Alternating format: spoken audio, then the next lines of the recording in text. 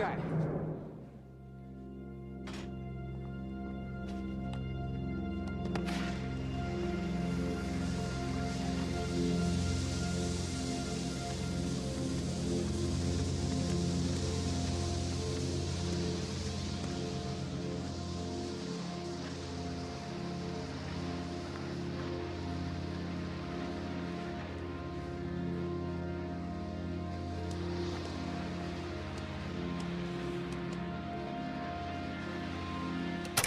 Like, wait a minute.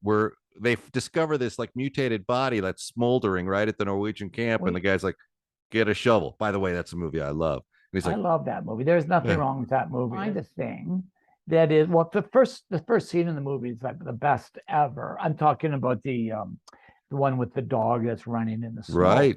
And you're going, oh, that poor dog, they're shooting at it. Why would they? And they're speaking Russian or something, and or Norwegian, and you know, don't shoot the dog, the poor dog. And then the chopper crashes, and you are so relieved for the dog. And this is where I realized, I think deep down, that I was like rooting for the wrong side, because I just knew too many emotions, you know, were swinging. And then, sure enough, they get the dog and they put it into quarantine. Yeah, smart move. After it's wandered around the camp all day. Yeah, it doesn't. It's too late. I mean, the thing is there. It's in their camp. I mean, right.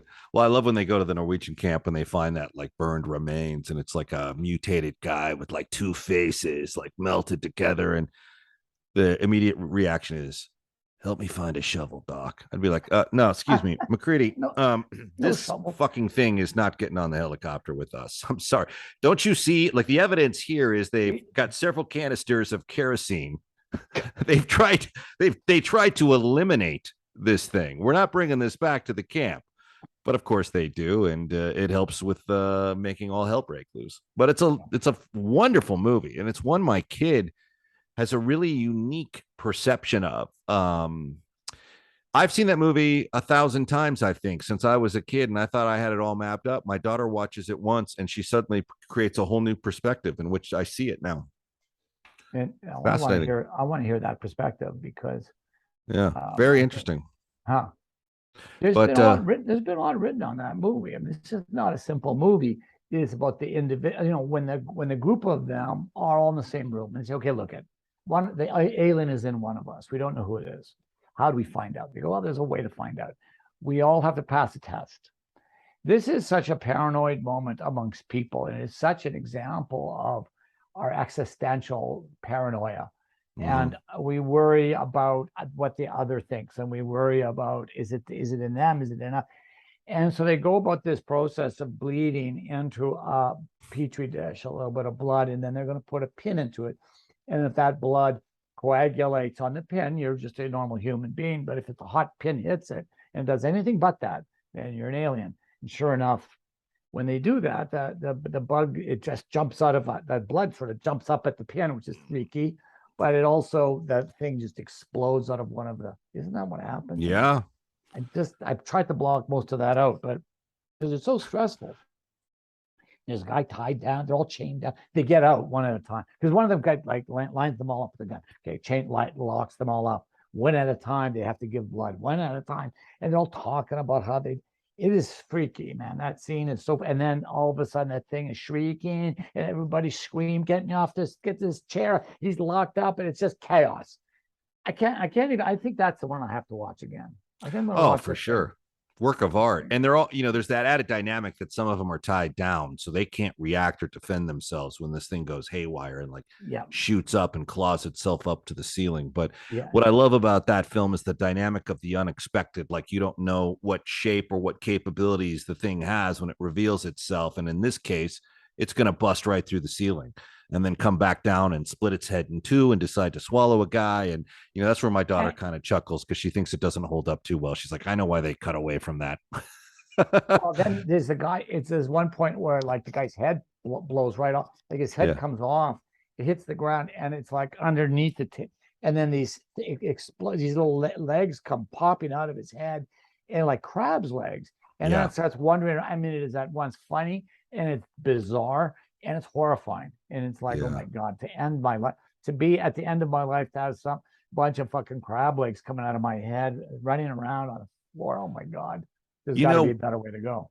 I love that they must have broke it down. And one guy says, okay, this is the scenario. He has a heart attack, and then boom, the electro shock pads go through the chest, and it's a set of jaws, and they snap the doctor's arms off. And then another guy probably walks up, or the same guy walks up to the storyboard and goes, and then once he's burned, his head melts off and creeps away. Like they keep adding, stacking elements to it.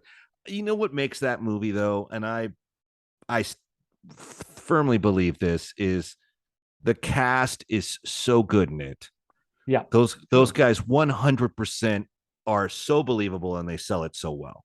Yeah, it's true. They did.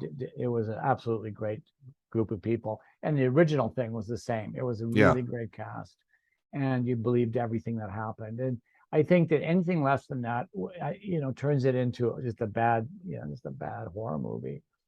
But man, it's a good horror movie. It's a real good horror movie. Oh man, all the intrigue they create with who is it, who's it going to be, and I found McCready's, jacket stuffed in his own furnace, whatever it is. Or when I left, I turned the lights off, and now they're back on. There's a couple of moments where you pull your hair out because it's, not the highest IQs are functioning within the room, and it kind of aggravates you as an audience member. But you know what? The movie as a whole is just absolutely epic, and it may be one of the best movies ever made, honestly.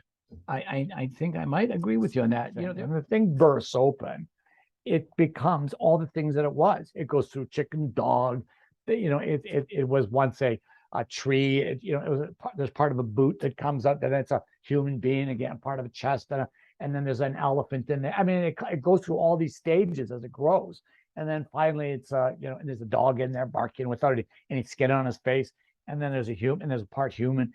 And that is they just really embrace that evolutionary concept in their modeling of the beast. I thought that was pretty clever.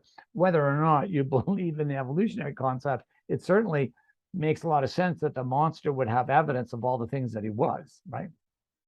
Yeah, that's one of the interesting aspects of it, right? There's like an identification chain, if you will, of what it's been and what it could be, and it kind of reflects that, and it's like a mixed martial artist. It can bounce into any previous form that best suits that moment in attack and defense. Yeah. But what I love about the movie itself is all the questions and conversations it creates, like the whole theory on who was the thing when and what killed Fuchs, and why is Fuchs working alone in the lab anyway, knowing this thing's running around the camp. And also there's the unseen. There's not the visual, but there's the feeling of a clock. Like you get the feeling that time is running out on them. Also an alien. Yes. You get the feeling that that the alien is growing faster than we are able to move and adapt to the alien. The alien is adapting and growing faster than we are. That's always an uncomfortable moment when the scientists lay that out. It was adapting to whatever was there. It was like consuming it, and then it was expressing it in however it then used that part of its genetics to, as you say, to fight better, to interpret more information, to be able to metabolize different kinds of energy to feed its brain. I mean, it's just really a horrifying concept, and I love it. It's one of the best things ever. And what a remarkable dog handler they had on that thing, because man, those dogs, the dog or multiple dogs, probably that dog put in a great performance too.